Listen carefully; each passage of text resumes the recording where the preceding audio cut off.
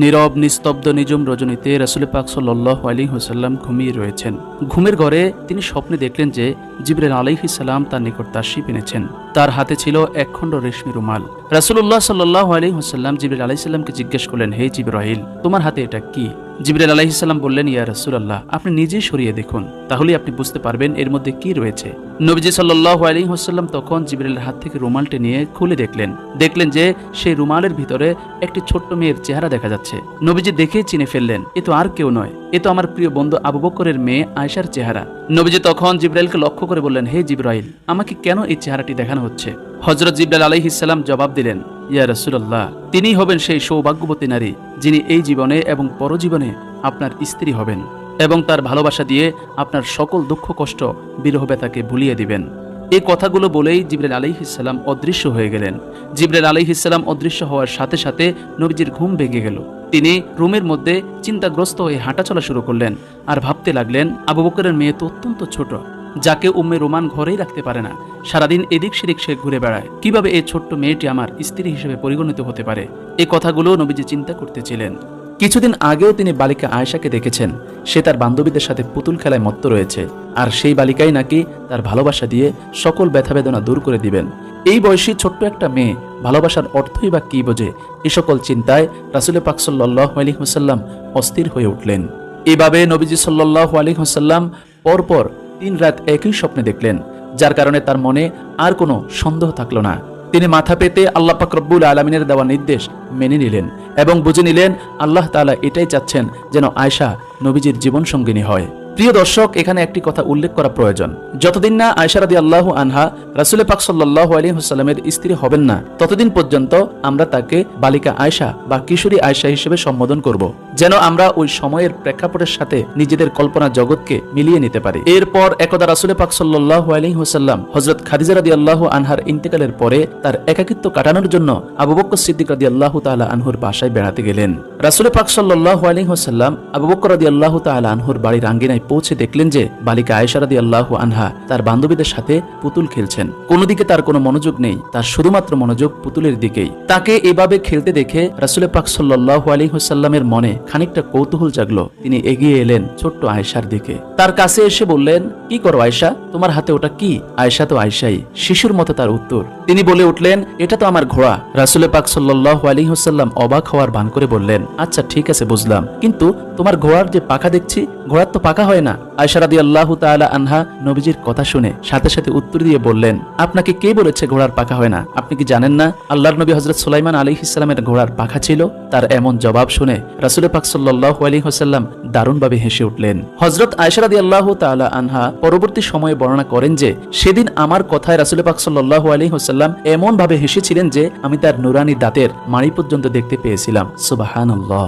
নবীজি সাল্লাল্লাহু আলাইহি ওয়াসাল্লাম আয়েশার দুরন্ত মেধার প্রখর স্মৃতিশক্তির ব্যাপারে আগ থেকেই জানতেন, কিন্তু আজকের ঘটনাটি যেন তার মনে নতুন করে দাগ কেটে গেল। তিনি বালিকা আয়েশার দিকে তাকিয়ে তাকিয়ে ভাবলেন, এই কারণেই কি আল্লাহ তাআলা এই মেয়েকে আমার স্ত্রী হিসেবে গ্রহণ করার সিদ্ধান্ত নিয়েছেন? তার প্রতিভা স্মৃতিশক্তির মাঝেই কি নিহিত আছে আমার উম্মতের ভবিষ্যৎ অন্তর্নিহিত কোনো কল্যাণ? বস্তুত পরবর্তী জীবনে সেটাই হয়েছিল। অর্থাৎ সর্বাধিক হাদিস বর্ণনাকারী 7 জন সাহাবীর মধ্যে আয়েশা রাদিয়াল্লাহু তাআলা আনহা ছিলেন অন্যতম। তার প্রখর মেধার কারণে তিনি একাই রাসূল পাক সাল্লাল্লাহু আলাইহি ওয়াসাল্লামের 2210টি হাদিস বর্ণনা করেছেন। সুবহানাল্লাহ। প্রিয় দর্শক, খাওলা বিনতে হাকিম ছিলেন হযরত খাদিজা রাদিয়াল্লাহু তাআলা আনহার অন্তরঙ্গ বান্ধবী। খাদিজা রাদিয়াল্লাহু তাআলা আনহা ইন্তেকালের পরে তিনি রাসূল পাক সাল্লাল্লাহু আলাইহি ওয়াসাল্লামের পক্ষ থেকে সাউদা বিনতে জামার নিকট বিয়ের প্রস্তাব নিয়ে গিয়েছিলেন, আর তার মাধ্যমেই নবীজির এবং সাউদা রাদিয়াল্লাহু তাআলা আনহার বিবাহ সংঘটিত হয়েছিল। খাওলা বিনতে হাকিম যেহেতু রাসূল পাক সাল্লাল্লাহু আলাইহি ওয়াসাল্লামের অন্য বিয়ের ক্ষেত্রে অবদান রেখেছেন, এজন্য একদা রাসূল পাক সাল্লাল্লাহু আলাইহি ওয়াসাল্লাম খাওলা বিনতে হাকিমের নিকট গমন করেন। তার বাড়িতে গিয়ে রাসূল পাক সাল্লাল্লাহু আলাইহি ওয়াসাল্লাম খাওলা বিনতে হাকিমের নিকট সমস্ত স্বপ্নের কথা খুলে বললেন এবং আবু বকর রাদিয়াল্লাহু তাআলা আনহুর নিকট এই প্রস্তাব পাঠানোর জন্য তাকে আদেশ করেন।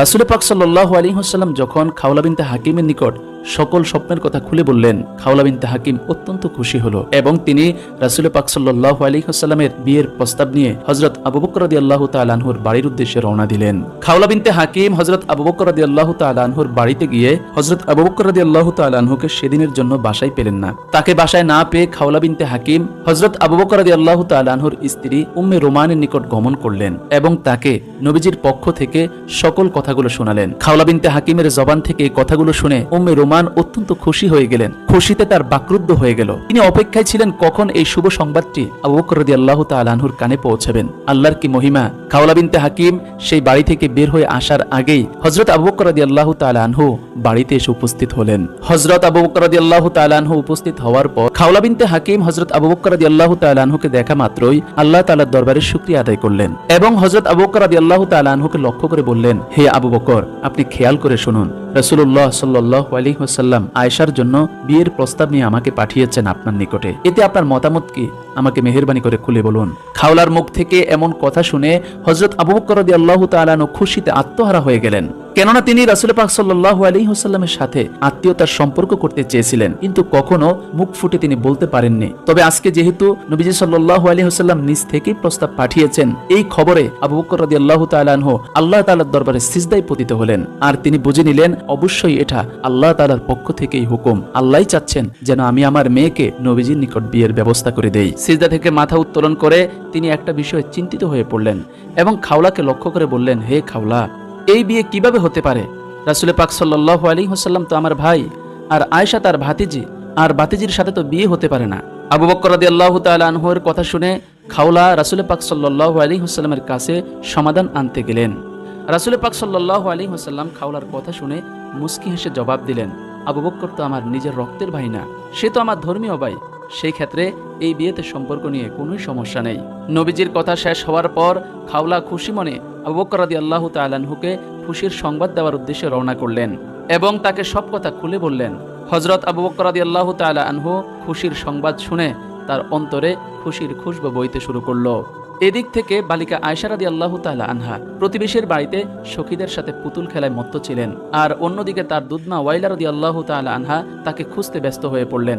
অবশেষে তাকে এক প্রতিবেশীর বাড়িতে খুঁজে পেলেন এবং বাড়িতে নিয়ে আসলেন। বাড়িতে এনে তার হাত পা ছাপ করে চুল বেঁধে পরিপাটি করলেন এবং বিবাহের সাজে সজ্জিত করলেন।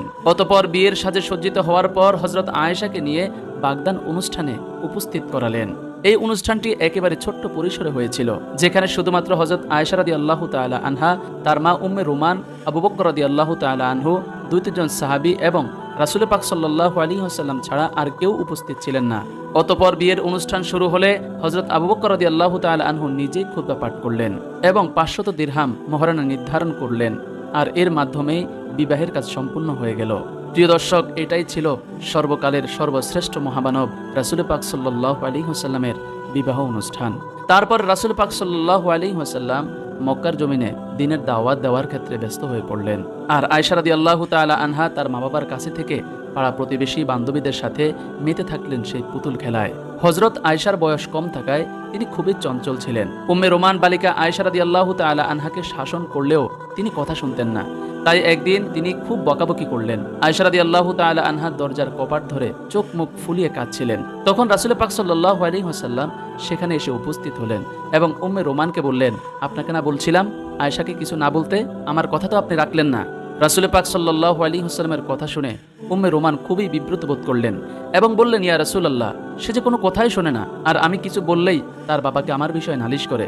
রাসূলুল্লাহ সাল্লাল্লাহু আলাইহি ওয়াসাল্লাম বললেন, যাই করুক না কেন, আপনি আয়েশাকে অন্তত আমার খাতিরে কিছুই বলবেন না, ওকে তার নিজের মতো থাকতে দিন।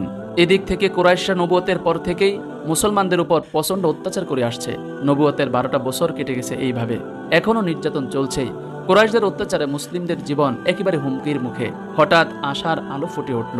মদিনাবাসীরা রাসূল পাক সাল্লাল্লাহু আলাইহি ওয়াসাল্লামকে আহ্বান করলেন মদিনায় বসবাস করার জন্য। তারা ওয়াদাবদ্ধ হলেন যে সেখানে তারা মুসলমানদের পরিপূর্ণ নিরাপত্তা দিবেন এবং তারাও ইসলামের দীক্ষায় দীক্ষিত হবেন। মদিনাবাসীর সঙ্গে গোপনে চুক্তি সম্পন্ন হওয়ার পর রাসূল পাক সাল্লাল্লাহু আলাইহি ওয়াসাল্লাম সাহাবীদের নির্দেশ দিলেন 2-1 জন করে মদিনায় চলে যেতে, তবে যেতে হবে অত্যন্ত গোপনে, যাতে করে মক্কার কাফেররা জানতে না পারে। তবুও তারা জেনে গেল। এর মধ্যেও গোপনে গোপনে অনেক সাহাবীরা মক্কা থেকে মদিনায় হিজরত করে চলে গিয়েছিলেন। রাসূল পাক সাল্লাল্লাহু আলাইহি ওয়াসাল্লাম মদিনায় চলে যাওয়ার ব্যাপারে মনস্থির করে ফেললেন। শুধু আল্লাহ তাআলার নির্দেশের অপেক্ষায় রইলেন। যখনই আল্লাহ তাআলার পক্ষ থেকে নির্দেশ আসবে তখনই তিনি রওনা হবেন মদিনার পথে। একদিন দুপুরবেলা রাসূল পাক সাল্লাল্লাহু আলাইহি ওয়াসাল্লাম আবু বকর রাদিয়াল্লাহু তাআলা আনহুর বাড়িতে এলেন। আজ আবার কী কারণে যেন রাসূল পাক সাল্লাল্লাহু আলাইহি ওয়াসাল্লামের চেহারাটা একটু চিন্তিত দেখা যাচ্ছে। যাই হোক, নবীজি যখন আবু বকর রাদিয়াল্লাহু তাআলা আনহুর ঘরে পৌঁছালেন তখনই তিনি দেখলেন যে আবু বকর রাদিয়াল্লাহু তাআলা আনহু এর দুই কন্যা আয়েশা ও আসমা তার বাবার সাথে বসে আছেন, বাড়িতে আর কেউ নেই। রাসূল পাক সাল্লাল্লাহু আলাইহি ওয়াসাল্লাম অসময়ে আবু বকর রাদিয়াল্লাহু তাআলা আনহুর বাড়িতে যাওয়ার কারণে আবু বকর রাদিয়াল্লাহু তাআলা আনহু আতঙ্কিত হয়ে বলে উঠলেন, ইয়া রাসূলুল্লাহ, মনে হয় কোনো বিশেষ সংবাদ রয়েছে। রাসূলুল্লাহ সাল্লাল্লাহু আলাইহি ওয়াসাল্লাম বললেন, হে আবু বকর, আমাকে মক্কা থেকে মদিনায় হিজরত করার অনুমতি দেওয়া হয়েছে। আবু বকর রাদিয়াল্লাহু তাআলা আনহু এই কথা শোনার পর জানতে চাইলেন, হে আল্লাহ রাসূল, আমি কি আপনার সঙ্গী হতে পারবো? নবীজি সাল্লাল্লাহু আলাইহি ওয়াসাল্লাম বললেন, হ্যাঁ, আপনি এই সফরে আমার সঙ্গী হবেন। নবীজির কথা শুনে আবু বকর রাদিয়াল্লাহু তাআলা আনহু সঙ্গী হওয়ার খুশিতে কান্না ভরা ছলছল চোখে বলে উঠল, ইয়া রাসূলুল্লাহ, আপনার জন্য আমার পিতামাতা উৎসর্গিত হোক। যেদিন আপনি মদিনায় হিজরত করার আগ্রহ প্রকাশ করেছেন সেদিনই আমি দুটো উট কিনে লালন পালন করা শুরু করে দিয়েছিলাম। আবু বকর রাদিয়াল্লাহু তাআলা আনহুর কথা শুনে রাসূল পাক সাল্লাল্লাহু আলাইহি ওয়াসাল্লাম অত্যন্ত খুশি হলেন এবং তিনি আবু বকর রাদিয়াল্লাহু তাআলা আনহুর বাসায় সন্ধ্যা হওয়ার অপেক্ষায় বসে রইলেন। আর এদিক থেকে হযরত আবু বকর রাদিয়াল্লাহু তাআলা আনহু সফরের সকল প্রস্তুতি গ্রহণ করলেন। রাসূলুল্লাহ সাল্লাল্লাহু আলাইহি ওয়াসাল্লাম গোপন সূত্রে জানতে পেরেছেন আবু জেহেল সহ অন্যান্য কুরাইশ নেতারা মিলিত হয়েছে রাতের আধারে মুহাম্মদ সাল্লাল্লাহু আলাইহি ওয়াসাল্লামকে দুনিয়ার বুক থেকে সরিয়ে দেওয়ার জন্য। রাসূলুল্লাহ সাল্লাল্লাহু আলাইহি ওয়াসাল্লাম এই সংবাদ জানার পর তার চাচাতো ভাই আলী রাদিয়াল্লাহু তাআলা আনহুকে ডেকে আনলেন এবং তার নিকট সমস্ত মানুষদের আমানতগুলো বুঝিয়ে দিলেন এবং তাকে নবীজির ঘরে নবীজির বিছানায় ঘুমিয়ে থাকার জন্য আদেশ ফরমালেন। তখন হযরত আলী রাদিয়াল্লাহু তাআলা আনহু নবীজির কাছ থেকে সকল আমানত নিয়ে নবীজির বাসার উদ্দেশ্যে রওনা করল। এদিক থেকে যখন মক্কায় রাত ঘনিয়ে এলো, রাসূল পাক সাল্লাল্লাহু আলাইহি ওয়াসাল্লাম চোখের পানিতে সিক্ত হয়ে আল্লাহ তাআলার দরবারে প্রার্থনা করলেন। এরপর তিনি হযরত আবু বকর রাদিয়াল্লাহু তাআলা আনহুকে সঙ্গে নিয়ে সফরের উদ্দেশ্যে দাঁড়ালেন। রাসূলুল্লাহ সাল্লাল্লাহু আলাইহি ওয়াসাল্লাম যখন উটের পিঠে আরোহণ করে রওনা করবেন সে সময় তিনি একটু মুস্কি হেসে হযরত আয়েশা রাদিয়াল্লাহু তাআলা আনহাকে বললেন, হে আয়েশা, তুমি আমাদের জন্য দোয়া করো, আমরা হিজরতের উদ্দেশ্যে রওনা হয়েছি। এই কথা বলেই রাসূল পাক সাল্লাল্লাহু আলাইহি ওয়াসাল্লাম আবু বকর রাদিয়াল্লাহু তাআলা আনহুকে নিয়ে সফর শুরু করলেন এবং দীর্ঘ পথ ও অনেক বাধা বিপত্তি পেরিয়ে রাসূল পাক সাল্লাল্লাহু আলাইহি ওয়াসাল্লাম আবু বকর রাদিয়াল্লাহু তাআলা আনহুকে সঙ্গে নিয়ে মদিনায় এসে পৌঁছালেন। মদিনায় পৌঁছানোর মাস তিনেক পর আয়েশা রাদিয়াল্লাহু তাআলা আনহু সহ তাদের পুরো পরিবারকে মদিনায় নিয়ে আসলেন। অনেকটা সময় অতিবাহিত হয়ে গেল। শাওয়াল মাস চলছে। এতদিনে মসজিদে নববী নির্মাণের সকল কাজ সম্পন্ন হয়েছে। এর মধ্যে জিবরাইল আলাইহিস সালাম একদিন রাসূল পাক সাল্লাল্লাহু আলাইহি ওয়াসাল্লামের কাছে এসে উপস্থিত হলেন এবং বললেন, হে আল্লাহর রাসূল, আয়েশা তো আপনার স্ত্রী, তাকে সসম্মানের সহিত আপনি আপনার ঘরে তুলুন। এই কথা বলেই হযরত জিবরাইল আলাইহিস সালাম সেখান থেকে বিদায় গ্রহণ করলেন।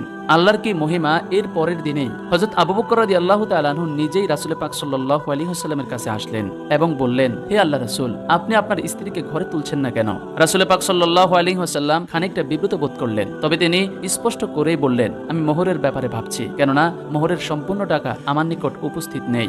রাসূলুল্লাহ সাল্লাল্লাহু আলাইহি ওয়াসাল্লামের কথাটি আবু বকর রাদিয়াল্লাহু তাআলা আনহু শুনে ফেললেন। তখন তিনি নবীজির কাছ থেকে অনুমতি নিয়ে বাড়ির উদ্দেশ্যে রওনা দিলেন আর মনে মনে ভাবতে লাগলেন যে এমন সময় যদি নবীজিকে খুশি করা যায় তাহলে এটা অনেক উত্তম কাজ হবে। এই চিন্তা করে তিনি তার ঘরে প্রবেশ করলেন এবং ঘর থেকে 500 দিরহাম নিয়ে নবীজির নিকট ফিরে আসলেন এবং তা নবীজিকে হাদিয়া দিয়ে দিলেন। আর মনে মনে ভাবলেন যে এমন সময় যদি নবীজিকে খুশি করা যায় তাহলে এটা অনেক উত্তম কাজ হবে। এই চিন্তা শেষ করেই আবু বকর রাদিয়াল্লাহু তাআলা আনহু তার ঘরে প্রবেশ করলেন এবং ঘর থেকে 500 দিরহাম নিয়ে আবার নবীজির উদ্দেশ্যে রওনা করলেন। নবীজির নিকট গিয়ে সমস্ত টাকা রাসূল পাক সাল্লাল্লাহু আলাইহি ওয়াসাল্লামকে হাদিয়া দিলেন। রাসূলুল্লাহ সাল্লাল্লাহু আলাইহি ওয়াসাল্লাম আবু বকর রাদিয়াল্লাহু তাআলা আনহুর হাদিয়া গ্রহণ করলেন এবং ওই হাদিয়াগুলো হযরত আয়েশা রাদিয়াল্লাহু তাআলা আনহার মোহরানা হিসেবে তার নিকট পৌঁছে দিলেন। এর মাধ্যমে তিনি তার মোহরানা আদায় করে দিলেন। তখন আয়েশা রাদিয়াল্লাহু তাআলা আনহার বয়স মাত্র 9 বছর। রাসূল পাক সাল্লাল্লাহু আলাইহি ওয়াসাল্লাম আল্লাহ তাআলার হুকুমে তার বিবাহিত স্ত্রী আয়েশা রাদিয়াল্লাহু তাআলা আনহাকে নিজের বাসায় নিয়ে আসবেন। সেই উদ্দেশ্যে রাসূল পাক সাল্লাল্লাহু আলাইহি ওয়াসাল্লাম সাহাবায়ে কিরামদেরকে নিয়ে এবং আবু বকর রাদিয়াল্লাহু তাআলা আনহুর পরিবারকে নিয়ে ছোট্ট একটি অনুষ্ঠান করলেন। সেই অনুষ্ঠানের মাধ্যমে আয়েশা রাদিয়াল্লাহু তাআলা আনহাকে নিজের বাসায় বাসায় নিয়ে আসলেন। আর এর মাধ্যমেই শুরু হলো রাসূল পাক সাল্লাল্লাহু আলাইহি ওয়াসাল্লাম এবং আয়েশা রাদিয়াল্লাহু আনহার সংসার জীবন। প্রিয় দর্শক, হযরত আয়েশা রাদিয়াল্লাহু তাআলা আনহাকে নিয়ে নবীজি যেই ঘরে থাকতেন, কিতাবের মাঝে সেই ঘরের বর্ণনা এইভাবে এসেছে। তা ছিল ছোট্ট একটি ঘর, চারপাশের দেওয়াল মাটির তৈরি ছিল, ছাদের ছাউনি ছিল খেজুর পাতা ও খেজুরের ডালের তৈরি। বৃষ্টির পানি যেন ঘরের ভিতর না আসে এর জন্য ছাউনির উপরে ছিল কম্বল জাতীয় এক ধরনের কাপড়ের বিছানা। এই ঘরটি রাসূল পাক সাল্লাল্লাহু আলাইহি ওয়াসাল্লামের প্রিয়তমা উম্মুল মুমিনিন আয়েশা বিনতে আবু বকর রাদিয়াল্লাহু তাআলা আনহার বাসর ঘর। এই ঘরেই শুরু হলো আয়েশা রাদিয়াল্লাহু আনহার সংসার জীবন। হযরত আয়েশা রাদিয়াল্লাহু তাআলা আনহা বলেন, আমাদের সংসার জীবন এতটাই সাদামাটা ছিল যে ঘরে বাতি জ্বালানোর জন্য সামান্য তেলটুকুও ছিল না। প্রায় এমন হতো যে মাস চলে যেত, বাতি জ্বালানোর জন্য তেলের ব্যবস্থাও করে থাকতো না। চাঁদের আলোতেই কেটে যেত ভরা পূর্ণিমা কিংবা আধার অমাবস্যা। বস্তুত রান্নার জন্যই তো তেল থাকতো না, তাহলে বাতি জ্বালানোর জন্য তেল কোত্থেকে আসবে? আয়েশা রাদিয়াল্লাহু তাআলা আনহা আরো বলেন, যদি আমাদের বাতি জ্বালানোর তেল থাকতো তবে সেটা দিয়ে তো আমরা রান্নার কাজই করতে পারতাম, কেননা সে সময় আমরা জ্বালানির জন্য জাইতুন তেল ব্যবহার করতাম। সে তেল দিয়ে রান্না এবং জ্বালানি উভয় কাজে সারা যেত। এভাবে মাসের পর মাস আমরা অতিবাহিত করেছি। কোনো সাহাবী কিছু হাদিয়া দিলে সেটাই হতো নবী পরিবারের একবেলা খাবারের আয়োজন। আর সাহাবীরা শুধুমাত্র 2-4টা খেজুর কিংবা এক পেয়ালা দুধ বা 2-1টি রুটি তো হাদিয়া দিত। কিন্তু ভালোবাসার কমতি ছিল না আমাদের পরিবারে। সামান্য খাবার হলেও দুজনে একসাথে খাবার খেতে বসতাম। অন্ধকারে যখন আমরা খাবার শুরু করতাম, একই খাবারের উপর দুজনের হাত পড়ে যেত, তখন আমরা ভাগাভাগি করে খেতাম। আয়েশা রাদিয়াল্লাহু তাআলা আনহা বলেন, কখনো মাংস জাতীয় খাবার খেলে আমার চিবানো হাড়গুলো রাসূল পাক সাল্লাল্লাহু আলাইহি ওয়াসাল্লাম আবার চিবিয়ে খেতেন। পানি খাওয়ার পেয়ালা থেকে আমি পান করার পর যে স্থানে আমি পান করেছি সেই স্থানে রাসূল পাক সাল্লাল্লাহু আলাইহি ওয়াসাল্লাম মুখ লাগিয়ে পান করতেন। সুবহানাল্লাহ। প্রিয় দর্শক, এইভাবেই রাসূল পাক সাল্লাল্লাহু আলাইহি ওয়াসাল্লাম এবং আয়েশা রাদিয়াল্লাহু তাআলা আনহার দাম্পত্য জীবন খুবই সুখময় ছিল। যদিও তাদের ছোট্ট কুটিরে কোনো ভালো আসবাবপত্র ছিল না, কিন্তু ভালোবাসায় পরিপূর্ণ ছিল সেই ঘর। তাদের সংসার যেন আল্লাহর জান্নাতের একটি টুকরো ছিল। টাকা পয়সা ধন দৌলত মানুষের শান্তি এনে দিতে পারে না। মানুষের একমাত্র শান্তি হচ্ছে মনের শান্তি। যে তার মনের শান্তি পেয়েছে সে পৃথিবীর সবকিছু পেয়ে গিয়েছে। রাসূল পাক সাল্লাল্লাহু আলাইহি ওয়াসাল্লামের জীবনী থেকে আমরা এটাই জানতে পারি। আল্লাহ তাআলা আমাদের প্রত্যেকটি ফ্যামিলিতে এমন শান্তির ব্যবস্থা করে দিক। আমিন।